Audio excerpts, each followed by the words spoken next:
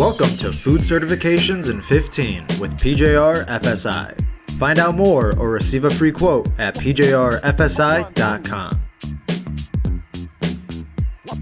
How you doing? I'm Joel Verke with Johnson Registrars Food Safety Incorporated. We also go by PJRFSI, and you have stumbled upon food safety certifications in 15, in no more than 15, maybe even less than 10. You never know.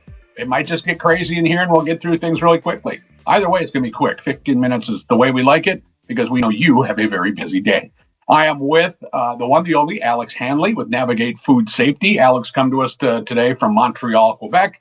Alex is the CEO, founder, food safety coach, and training developer with Navigate Food Safety. Alex, welcome to the show. Hi. Thank you. Is that a good intro for you? I think so. Pretty good. I like it. Again, my name is Joel Verke, and I work as a business development and project manager with Johnson Registrars Food Safety Incorporated. What we're talking about today is vertical audits. Alex and I were talking a while back. You know, Alex, I know you guys do a lot of vertical audits for a lot of different companies out there. And really, there are some manufacturers doing vertical audits. It's obviously a good thing to do. I shouldn't say obviously. We're going to explain to you why it's a good thing to do if you're not already doing it.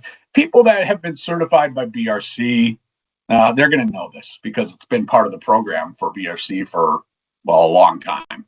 But now SQF has decided to make vertical audits part of version 10. So now the likelihood of you having to do this has gone up dramatically because we're not talking about just one GFSI standard here. Now we're talking about two. And Alex, why is SQF adding vertical audits to the whole procedure? Well, I mean, I can't speak for SQF, obviously. So instead of, vertical audits is a good way to add, is a good sampling way, is a good way to sample records. So it adds strength to the audit. The audit it's much easier for the auditor to have a thorough audit. And the whole purpose of a third-party audit, of a certification audit, is to do a thorough, it's got to be fair, but it's also got to be thorough evaluation of your programs. And so you need to have different tools to do that. And vertical audit is a really, really good tool to instill a bit of, how would I say, you want to have a random sample of records that you're looking at.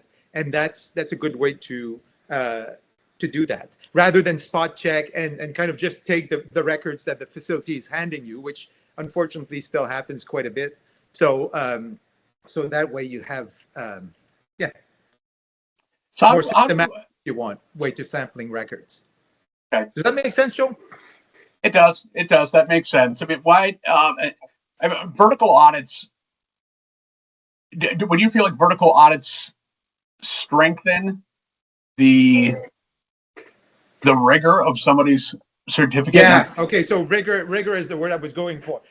Totally. So, I mean, there's two big paths to auditing. One of them is to use rigorous, let's say, audit methods, and the other one is to go with the kind of the checklist. Start with the standard and ask for one item at a time.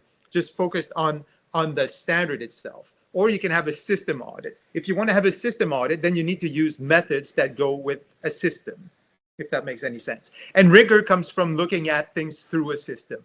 You're not, like we always say, certification audits, they're food safety management system audits.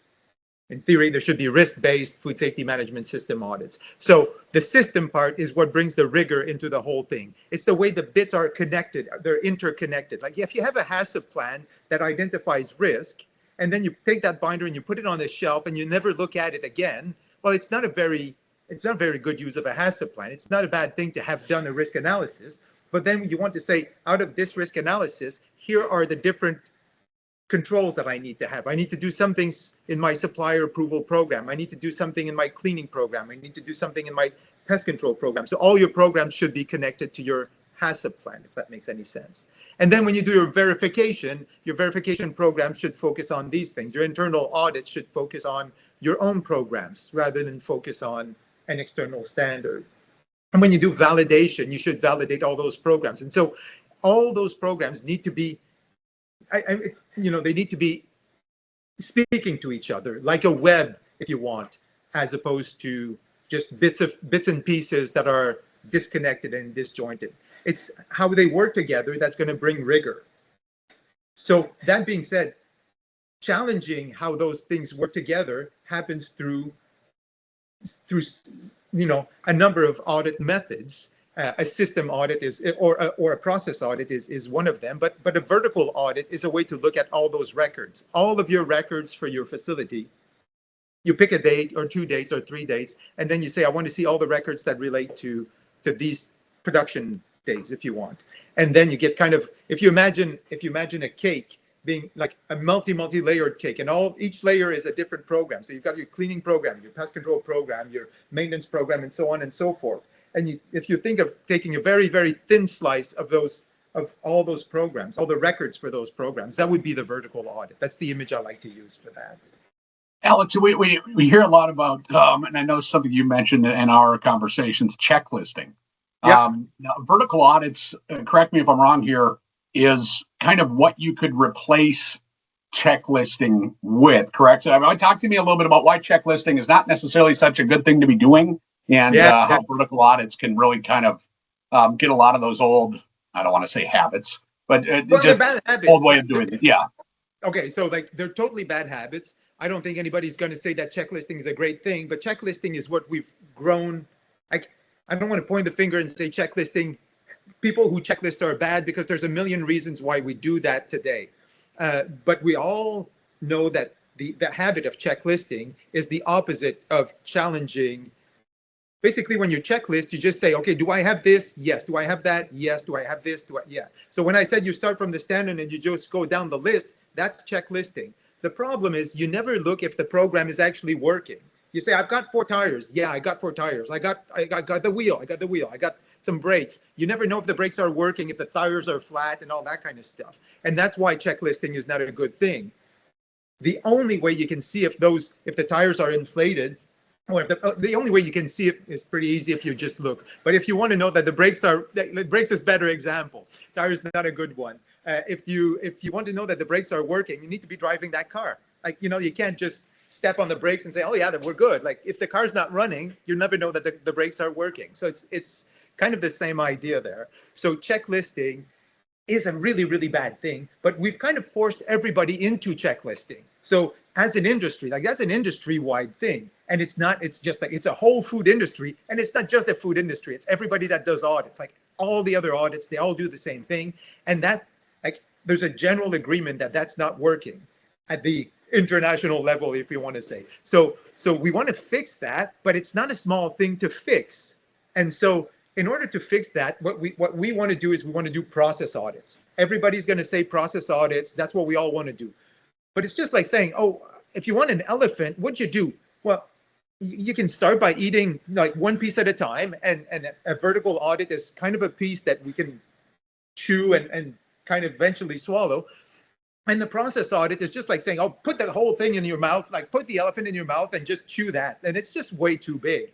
You can't start with a process audit. So that's why vertical audit, that's why people are talking about it. Nobody's talking about it, actually. Like just geeks like us are talking about it. We want to have better internal audits and we want to have better certification audits. And vertical audits is the first step, is the easiest step to get to where we want to go. That's why we're talking about it. Well, now that SQF is going to be requiring it, and by the time a lot of people watch this segment that we're doing right now, it very much will be a topic, I imagine, for those that have not done that before. Alex, I want to keep moving here real quick, though. Yeah. You talked about being ready every day, okay? And yep. What do vertical audits have to do with being ready every day? How do these play into each other?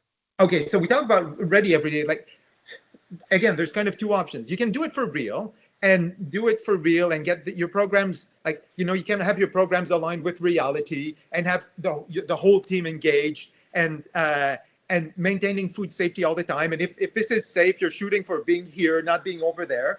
The alternative to that is you're focused on pleasing the auditor. Like you know that you're going to have an audit once a year, and you need to impress that auditor. So sometimes instead of shooting for here, you shoot for there. You know, like a lot of spit and polish just before the audit, a lot of big cleanup before the audit, doing what the auditor wants rather than having people understand what keeps food safe, and so on and so forth. So if you want to be ready every day, there's a bunch of stuff that needs to happen. But one of the things that needs to happen is your records, your programs need to be aligned with reality. You can't say, I'm doing this, but my records and my programs say that. And if you want that to happen, then the vertical audit, like all those audit methods, are there to help you see, I say I'm doing this, am I actually doing this here, or am I doing that? And if you do that and you realize, oh, I'm not doing the same thing as I'm saying, you can change what you're saying, you can change what you're doing, doesn't really matter. You can align the two. And the next time, you'll know that at least your programs are saying the same thing as you're doing. You're not aligning those two things is not going to happen by magic. It's not going to happen because you really want it to happen. It's not going to happen because it would be a good thing if it happened. It will happen if you do the work of aligning them together. And the vertical audit, like the internal audits, is how you see if you're doing what you said you'd be doing. Sure, if everything has been implemented, which is what auditors love to see. I mean, obviously, that's the name of the game. Yeah, like basically, if in reality, an external audit, a third-party audit, should come over, and if you had a perfect internal audit, then the external audit would never find any non-conformance. They just say, "Oh wow, you're doing the work, and we're happy to see that." Like that's the purpose of an external audit, is to see that your whole system is working, and the way to make it work is to a large extent through the internal audit. Yeah. Okay. Alex, I'm going to wrap things up for this segment, and I'm going to save the good part for our next segment, which is really the meat and potatoes of this, which is why do vertical audits? We're going to be talking about things like paperwork and how it relates to consistent education, how this is going to improve your internal audits, going back to being ready every day. This with the transferable skills that can come out of this as well. And I'd like to cover that with you on our next segment. So if you're interested in learning more, just click on part 2 of this podcast, and we will take it over right there. We're going to get into why do vertical audits at all. We got a lot of good reasons, and make sure you click on our next segment to find those out. We've been speaking with Alex Hanley, CEO and founder, food safety coach, and training developer at Navigate Food Safety. Check them out at navigatefoodsafety.com. And we're going to get back with Alex next.